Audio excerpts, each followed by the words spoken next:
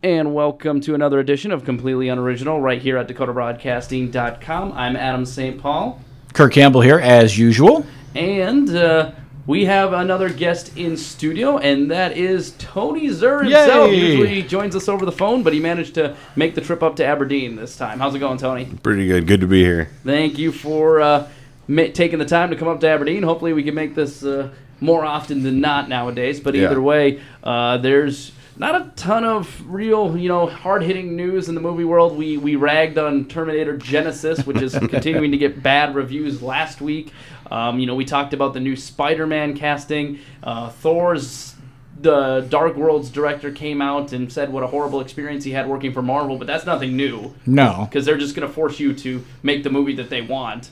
Which makes sense because actually, in the grand scheme of things, it's better for Marvel than to... Well, here's the thing. This guy, it kind of sounds like that's a sour grapes issue because when Marvel hires you, they're going to tell you what they want and why they're hiring you. And you got to know what you're in for in that instance. It sounds to me like he was just, I didn't get to do what I wanted to do. And if you look at Edgar Wright, he then left. Because Edgar Wright's the man. So. He is, yeah. But there's another story that I wanted to talk about, and that is... Now, Tony told me before we went on air that he was not aware of the video game Rampage. Oh, yes. The old classic on the regular Nintendo. You play as a giant lizard or a giant monkey. And then there was another version where you could also be a giant wolf. Actually, he was in all three, I think. Was he? No, yeah, I don't think so. It doesn't either way. You play as a giant animal, and the only goal is to smash buildings, smash cars, eat people, and basically conquer or destroy the United States, I think it was. Yeah, you travel from city to city, breaking down the cities, eating as many people as you can, and keeping from being killed by the government and the police forces. It's a silly game, but it was fun. It was, but they are taking that silly game idea and turning it into a live-action movie starring Dwayne "The Rock" Johnson. So he's going to be trying to terrorize him back a little bit. I would assume, yes, that he is going to play some kind of hero. It's funny, Tony, you said going into this, when I brought up the idea to talk about, Dwayne "The Rock" Johnson will take any role you seem to throw at him. Any role. Any single role. And do we like him? Okay. We'll start off with that broad question. Go ahead. Here's the thing. Incredibly charismatic. Very likable. Outside of his wrestling role. When you see him in interviews, he is such a likable guy. Now, I'm watching the new HBO series Ballers. Now, granted, I'm only a couple episodes in, and it's about the world of the NFL, basically. He plays a financial guy who's trying to get players to invest through the company he works for so he can make a living as an ex-football player. That's what he does now. Very likable, very interesting. But, man, some of his choices in movies just don't make sense. You know what Cracked would say about that. But, yeah. Well, he's the same guy in every movie. He is, and that's to be fair, he's not really an actor so much as a personality. Yeah. Now, you could argue Arnold Schwarzenegger has made his entire career. I agree. That Arnold is not an actor. He's a personality. Arnold, he's a movie star. A movie star, yes. I think that's the and to be best way fair, to put so it. is The Rock. He really is. Have you either of you guys seen the new Arnold movie, the zombie movie? I can't remember what it's called. Maggie? Maggie. I haven't seen it. I heard about it. Yeah. Was it any good? Not from what I heard. See, it looks like he's trying to stretch a little bit different of a muscle these days, and like for me to take The Rock seriously as an actor, I want to see him lose all of his muscle. I want him to go on like a Daniel Day-Lewis kick where he actually or 50 Cent in that All Things Fall Down or whatever terrible movie it was where he lost Christian Bale in the Machinist. Yeah, the Machinist. Yeah. I want something dramatic from him. He's because you put him in. It's just the same with Jai Courtney playing the Kyle Reese. You put him in anything and he's just this big dude, and there's really no element of surprise to anything with and we talked about that last week. If you were living in a post-apocalyptic robot world, you would not be cut by any stretch of the imagination. Well, for the movies that he picks, though, you have to be a muscle-bound monkey. So I guess he's picking him for his size, but I want to see him just flex a different acting Jai muscle. Courtney, he's a lot to me like Sam Worthington, where he continues to get really good work for no apparent reason. Worthington does not elevate anything. He's not bad necessarily in anything, but he's never done anything to, say, why does he deserve to be in the biggest movie of all time, Avatar? Why is he in Clash of the Titans, even though that movie was atrocious? But why is he in Terminator Salvation, which, again, was terrible? But that's besides the point. And Wrath of the Titans. Yes, which, again, was terrible. So I'm not talking good about his filmography right now. But, back to the discussion at hand with The Rock, I like him. I think he's serviceable, but I think that he is... there are some people who love everything he does, and it seems like because they want to like him because he is charismatic, like you said, Kurt, they're not willing to criticize. Yeah, see, I'm not in that group of people. I'll gladly criticize how bad some of the movies. Like, look at Doom, for instance. Did you see that? Oh, what a turkey! Oh, what a turkey! Not good in that at all. The Scorpion King. Terrible in that movie. Didn't he originally come out in The Mummy 3 as an animated Scorpion King, and it was just it was to set up the whole spinoff. Yeah, he was in the second Mummy. Was it the second one? Yeah, it was the second one, and he was the Scorpion King. He was still a big wrestler at that point. Yeah, that's true. He had a very, very tiny role where he was live action for a moment, and then it was terrible, terrible CGI at the end of the film. Then he went on to make the Scorpion King. Now, what's the film he made that I really liked that he made with Stifler from American Pie, whose name is escaping me? Sean William Scott. Sean William Scott. The Rundown. That's an excellent film. That was a good movie. That is an excellent action film. Very funny, very well made, very underappreciated, I think. And he's so good in that, and then he's just been coasting, kind of. I thought he was awesome in Be Cool as the gay bodyguard. Okay, with the red bat. I haven't seen Be Cool because I was afraid of it. But that would go to what you were talking about with flexing a different muscle, in that he played a character that is not what we would normally see. When you think of gay bodyguard, you don't think of The Rock. The Rock.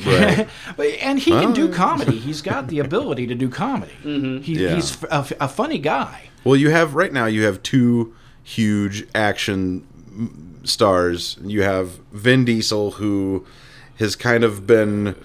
It's supposed to you got Vin Diesel, who's kind of going back to his roots now. He's going to do another XXX movie, and I heard about Welcome to the Xander Zone. That was such a terrible movie. Oof. But so you have him, and you got The Rock, and honestly, man, I think people that's the only choices they have, except for Jason Statham, and he's gritty. I like him. I like Jason Statham. I like Jason Statham a lot. I like him a lot. Yeah. Jason Statham, that's another one.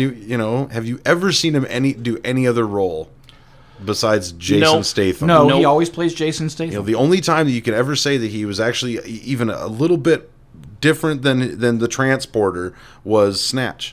Yeah, it's because he just stood there talking. And he was good in it. Oh, fair. Yeah, that's a great film. In, Lock, Stock, and Two Smoking Barrels as well. But he plays as Jason Statham. Another Cockney. Yeah, but he's good at it. That's and the Crank movies were good too. I liked the Crank movies. No, yes, and those are self-referential. Action for the sake of action. Yes, they know what they're doing. Yeah. But I appreciate that. That's a different type of filmmaking. Going back to this Rampage movie. I understand why Hollywood does it. They will take any currently existing product, franchise, whatever it is, and turn it into a film because there's a built-in audience for it. Right. You know what I mean? That's why they adapt books. That's why they adapt TV shows. That's why they do all the things that they do, because there's already a built-in audience that guarantees them money when they make a film. But when it comes to video game movies, they have swung and missed about damn near every time. Yeah. Going all the way back to the Super Mario Brothers movie that you could create a whole show on, and people have talked about it in extent, how terrible that movie was. I can't think of one video game movie that was really good. Doom. Was terrible. All the Resident Evil, Paul W.S. Anderson films. Yep.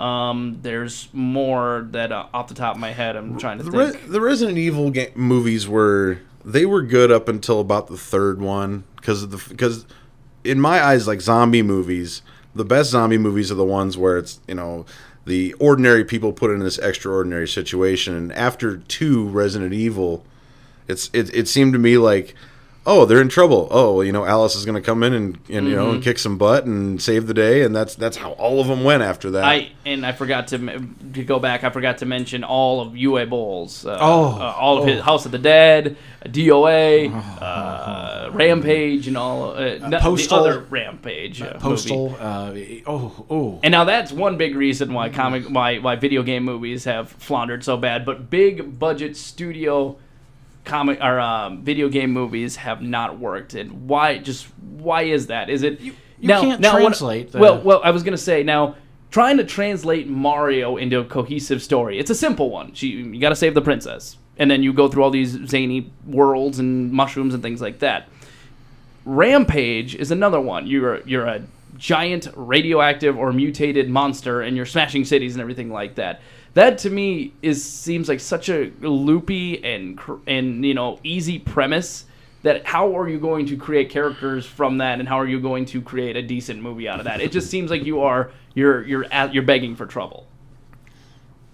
Go ahead. No, I agree wholeheartedly with where your thought is headed there, because you can create cool CGI giant monsters and cool CGI destruction to a point, but it's going to be a Michael Bay Transformers debacle where you create these amazing CGI things and deafen people with the soundtrack and visually deafen them or blind them with overload to the senses of these constant explosions and giant robots smashing other giant robots until you're numb. You just sit there and go, I guess that was a movie. That happened, didn't it? Here we go. I got a list here. Super Mario Brothers was released, and this is from 93 on. Super Mario Brothers, Double Dragon, Street Fighter, Mortal Kombat Annihilation, Wing Commander, Lara Croft, Tomb Raider, Final Fantasy, The Spirits Within, Resident Evil, Lara Croft, Tomb Raider, The Cradle of Life, House of the Dead, Resident Evil Apocalypse, Alone in the Dark, Doom, Blood Rain, Silent Hill,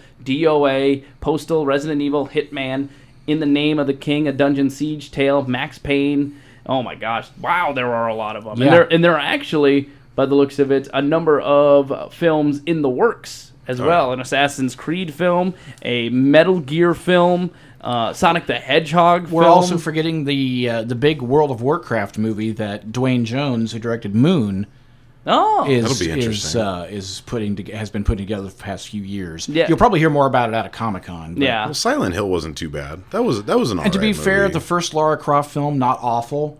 The first Mortal Kombat movie was a huge hit. It was. Well, that was like Paul W.S. Anderson's biggest hit. Like that was his. That was a major hit. I think that was his coming out party. I loved that movie when I saw it at the Wheaton Gopher Theater when I was a kid. I think I saw it twice in the theater. It was so good. I liked Raul Julia in Street Fighter. I just always loved Raul Julia. I mean, Street Fighter was great in a lot of stuff. Terrible movie. Yeah. But what I think is funny is that if I don't know if you can find a list, but of movies based on board games, they actually have been. I think their record's a little bit better. Oh wow! Because you look at Clue, and Clue's a good movie. And honestly, like.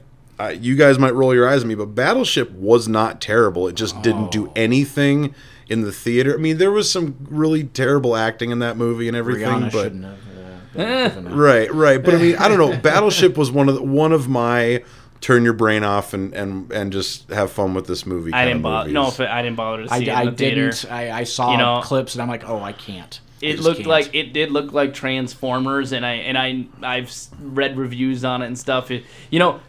Tell you what, whatever you think about Michael Bay, the guy loves America.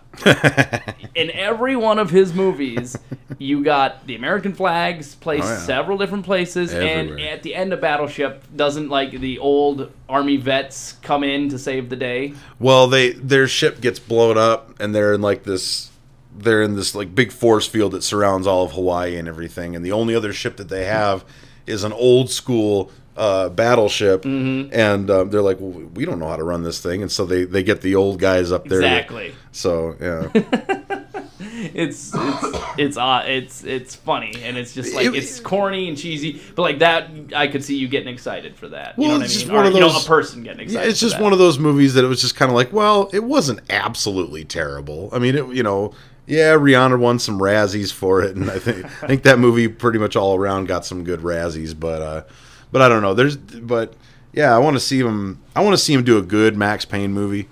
When I saw the original trailer for Sin City, at first when I saw Bruce Willis's Hardigan, I thought it was Max Payne, and I was like, oh, this is going to be great. And then released Sin City, and it was awesome, and then they released that turd of a Wahlberg movie. The moment they told me Mark Wahlberg was Max Payne, I was, ugh. But Wahlberg keeps getting work. Well, because occasionally he does good work. When he gets a good director and a good script, Wahlberg can. But again, he's a type. Mm-hmm. His last good movie was Fear. I don't know. I don't know. That was The an Departed. awesome You movie. can't knock The Departed. He played. He looked like he looked like he just got off cigarettes for a little while and just played Marky Mark without cigarettes. He was Or The just, Fighter. I liked him in. The Fighter was good. Yes, Yeah. he Fighter he was was good in The good. Fighter, but Yeah. I liked him in The Other Guys.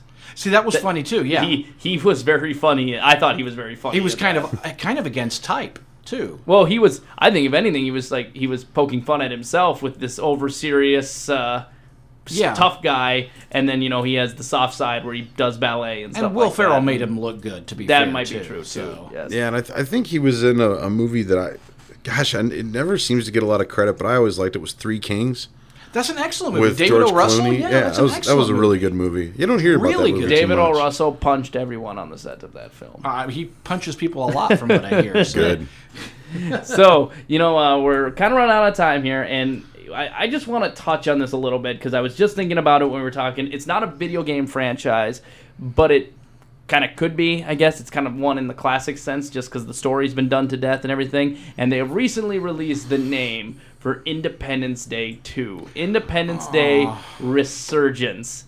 No. I do remember loving that movie as a kid. I do remember watching it again recently and absolutely despising it because it does not hold up and it's terrible. But are you excited at all for this film? Just to let you know, as I look here on their IMDb, they have Jeff Goldblum back. Liam Hemsworth is going to star in it. William Fichtner is in it. Vivica A. Fox is going to reprise her role, apparently. Bill Pullman is in it. Yeah, they don't have Bill Pullman. What is he gonna do? Well, He Bill was the Pullman was the president. What was he gonna do? I don't though? know, He's but still the president? I want to. Ex-president? He's still the president 16 years later. Well, yeah, he saved Yeah, humanity. he saved. so- Yeah, right. But Vivica A. Fox is in it. They do not have Will Smith because she played Will Smith's Girlfriend. stripper girlfriend. But Soon-to-be wife. Will Smith isn't in it. Well, first of all, that's a smart move, and second of all, if he were right here, I've got to get me one of these too. Oh, really? That's the reference you're going to make? No, thanks. Bye-bye. I don't know. Jeff Goldblum wasn't enough to, when they told me Jeff Goldblum was starring in The Lost World, I was like, yeah, that's kind of how I feel about this. You know what's funny? know. I learned recently about that when reading about Jurassic World and everything. When Michael Crichton wrote The Lost World, that was literally a work for hire. In that, Really? the studio told him, "We are making a sequel to Jurassic Park. We need you to write something," and he had to write it based on who they could get back for the second film. Oh, no. And because Ian Malcolm's character dies in the book. Oh, okay. And so that he had to somehow write him back into the next clone book, him even too? though I don't know exactly how they brought him back. But so yeah, they basically did that, and he had to, like I said, it was all right. We have these characters, so make it work. Well, and I could see Jeff Goldblum coming back, and he was the only one that really kind of, was a couple steps ahead of the aliens and kind of knowing what they were going to do. So I could see that, but. Vivica A. Fox, what the hell is she going to come back for? I don't know. And then Bill Pullman, I mean, okay, so you were a fighter pilot president. Okay, Randy Quaid's the one that actually... Surprisingly, they're not bringing back Randy Quaid. Well, he's not dead. surprised at all. He's a Yeah, psycho I living know. in Canada. Yeah, right. But, they should bring, Dennis Quaid in or something. Are you excited though, Tony? I can't say that. Until I see something... some sort of footage from it, all I can say is, it's going to happen. That's all I can say. Here's something, though, for old fans of Completely Unoriginal and Kurt Campbell as well. There is one person who is cast since the film. I'm doing my best, Lars von Trier. Charlotte Gainsborough. Isn't that your Werner Herzog Yeah, impression they too? kind of run together. They kind of run together. Yeah, we can't really do. But actually, von Trier has a higher pitched voice as he is a German, and Charlotte Gainsborough. She's very naked in many of my But films. she will not be naked in this. Probably not. So she's in this movie as Dr. Catherine Marceau, Marceaux. Is Roland Emmerich behind this one too? I'm sure he is. Oh, boy. Brent Spiner coming Yep. back? No, Brent Spiner. Let's see here. Roland Emmerich is the director, and it has 5 credits for writers. Carter Blanchard, Passed from writer to writer in a Dean- desperate attempt to save it. Dean Delvin, Roland Emmerich, James A. Dean Woods, Devlin's the producer. and Nicholas Wright all have writing credits on this film. And We all went out- we all went out- mention while I was going over that? I just said passed from writer to writer. No. There's another person you mentioned because I had a funny thing about him too. But I guess Me, Dean Devlin? No. Tony Dennis mentioned it. Quaid or Nah, it doesn't matter. So, all right. Anything else you guys want to add before we let go here? no, it was just really nice to be in the studio this Yeah, time. it's nice to have you here. Yeah, hopefully we can make it work again. That was Completely Unoriginal. Hope you guys have a great 4th of July if you're listening to this before that. And we will talk to you next week. I'm Adam St. Paul. Until the next time.